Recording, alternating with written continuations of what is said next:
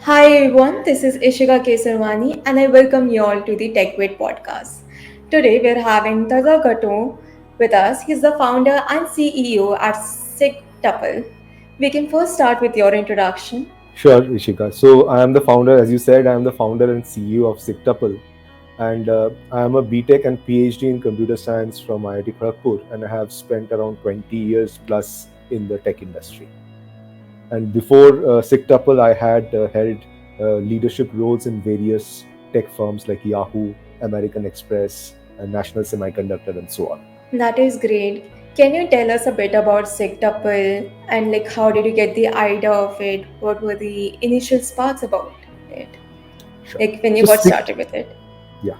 So SigTuple as a company, we are a medtech startup based in Bangalore, and we have one single mission, which is to basically apply artificial intelligence in the healthcare domain, and that is has been our mission since the day we started. Now, in healthcare, there is one specific area that we target, which is basically the pathology lab and the manual microscopic work that happens in the pathology lab. So if you look at a clinical laboratory today, most of the processes are fully automated, but there are a few niche areas which lack automation and which are predominantly manual till today. And the first and foremost of that is the review of samples under a microscope by a pathologist. And this is a very, very critical test, as microscopy is the gold standard for detecting many types of diseases, including cancers. So, and that process has remained manual for the last few hundred years. There has been virtually no innovation in that field. And so, this is the area that we target to automate. That is great. So I've seen that you've been running this company for quite a long time now. So how were the things before and how it has changed now in Yeah, this sector? sure.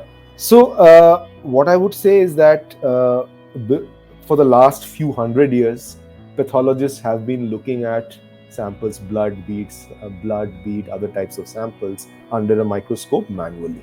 And the microscope instrument also hasn't changed much in the last, again, a few hundred years. So, what we have done is basically brought in automation in that field with robotics and AI. The robotics part is basically an automated digital microscope. What it does is that you take a biological sample on a glass slide and put it in the device. The device will take it in and automatically convert that physical slide into microscopic digital images with the help of a microscopic optical column, and a camera. And those images are uploaded to a cloud-based platform. And our software solution is an AI which sits on that cloud and analyzes the images and tries to mimic what a doctor, that is a pathologist, will do by looking at it under the microscope. So, here what happens is we actually gain insights from that images of the sample by AI. It tells us what kind of cells are there in the sample, whether they're normal or whether they're abnormal. If they're abnormal, what kind of abnormality it is. And all these clinical insights are now presented to the pathologist on a web browser, which she can access anywhere, anytime, from any web connected device. So the whole idea of coming to the lab and looking at a microscope throughout the day and getting tired is now eliminated. First, the reports are accessible from anywhere. You need not be in the lab to sign off the report for a critical patient. Second, the AI has already automated a majority of the grunt work that the pathologist has been doing so far. And the pathologist now can just review the reports from the AI, maybe make a few changes here and there, and then sign it off. So what used to take a sample review might used to take maybe 5 minutes or 10 minutes earlier, and now it has come down to less than 1 minute. So the same doctor now can actually report on many more samples than what it is possible till today. And also, by virtue of the remote nature of the review, the same pathologist can access samples and report on samples from multiple centers, not just one center. That is great. Can you tell us a bit about the market size and who are the customers exactly? And do you have any competitors for now? So if you see, there are around 120 to 130,000 labs in the world which regularly do microscopy.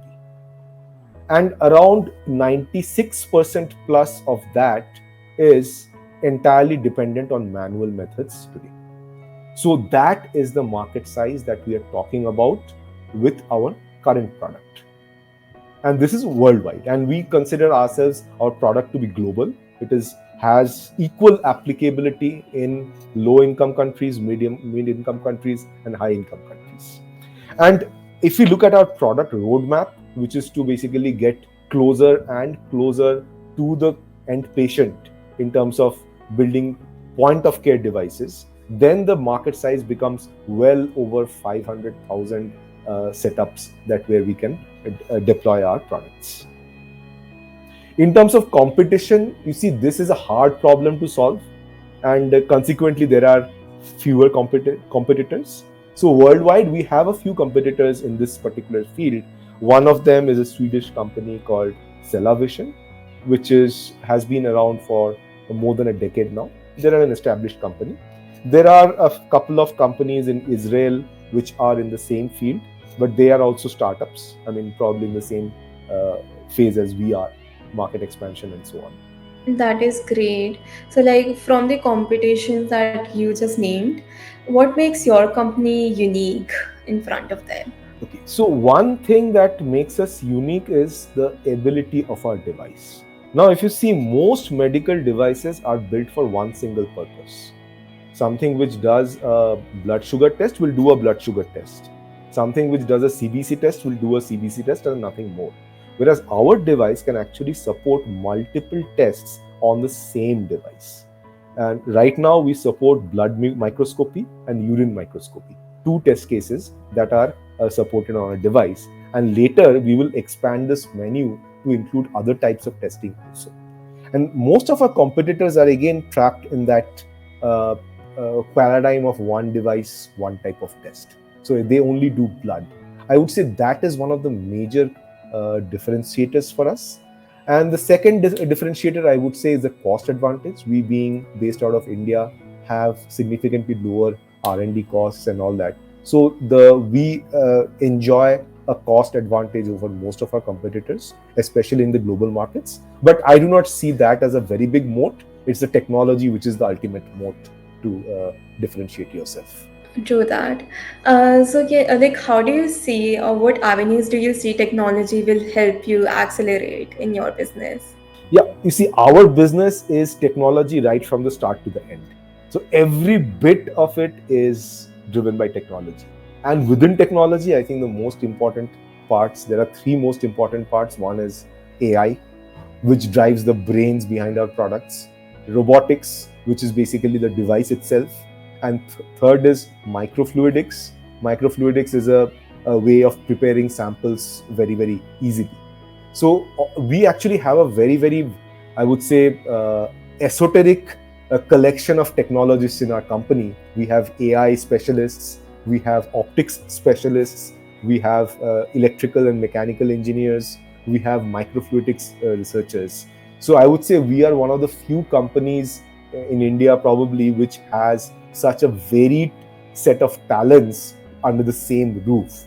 And all this is because technology is what binds all of them together. The product and the technology behind it is binding all of them together.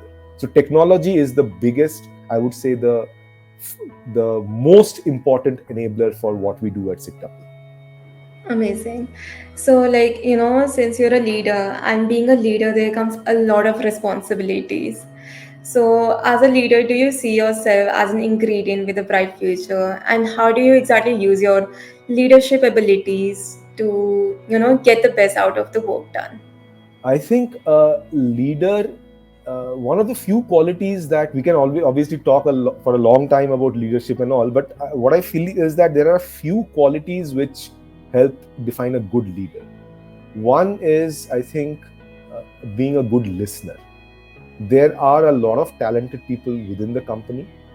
It is a job of a leader to hear what they have to say about the product, about how it needs to be made better, or what are the sales or marketing avenues that we can look at. It is important for a leader to keep listening and get inputs from as many people as possible. That is one rule I follow to the core. The second thing I would say is basically the ability to delegate. This is a trap which many startups and I myself have fallen into, is basically trying to do too many things by yourself. I mean, as a leader, as a startup, as a young startup, you have so many things to do. Nobody understands the things better than you do or I do. And I think, okay, I'll be the best person to solve each and every problem. That is not the case. There are always better people. It is the job of the leader to understand what are the jobs where there are better people around to take care of, and delegate those responsibilities and give them and empower those other people to actually go and execute on those jobs, and probably much better than what I can. Agreed. So, like, can you tell us a bit about the future plans which you have with SigTuple, and like what are you planning to grow out your business even more? So, as I said earlier during the interview, is basically we see ourselves as a global company. The product has a global applicability. It is equally applicable in every nook and corner of the world. So, what our immediate business priority is to expand internationally. We have the regulatory certifications for entry into multiple markets. We have the CE mark. We have applied for the US FDA clearance also, and we hope to get it within the next 3 to 4 months. And that will actually open up the doors to many, many countries, even outside of India. So, our future growth plan in terms of business is to expand internationally, and someday maybe reach every accredited laboratory in the world. That is one. And we also have a very, very healthy product pipeline in place, doing multiple types of tests, enabling building AI for multiple other types of tests, and also building more and more devices which cater to specific needs depending on the setting. So that in a nutshell is our immediate future plan. That is great. So, can you like share some advice for the listeners who are thinking to start their career in this domain? Like that, all the learnings that you have learned from your journey, from all the struggles Okay. that you have been through. So three things. One is that the medtech ecosystem, or I would say the deep technology ecosystem in India, is still nascent. There hasn't been too many successes in deep tech from out of India. So it is high time that we Indian entrepreneurs change that. And I throw it as a challenge to all young entrepreneurs to prove everyone wrong that deep tech cannot be built in India. So that is, I would say, one first thing I would like to convey to my listeners. The second thing is that if you are in the medtech space, regulatory affairs are a very, very important thing. So you should be very careful about adhering to regulatory guidelines and regulatory processes right from day one. It is difficult to retrofit it into an organization which has not been following the standards from day one. And without following the standards, you will not be able to legally market a device or any solution. That is advice number 2. And advice number 3 is have the go-to-market strategy worked out as soon as possible. It is not always possible to figure it out right on day one, because you still need to understand what the product should be. But once you have figured out what the product should be, you should not waste a moment to figure out what the go-to-market strategy should be, because this is very important, because go-to-market for medical products take longer than a consumer tech product. Great. I guess with this, we can wrap up today's session. It was a very insightful session, sir. Thank you so much Thank for you. Thank joining you, us. Ishita. And thank you to all the listeners who joined. And stay tuned because we're going to come up with many more videos like this. Have a good day.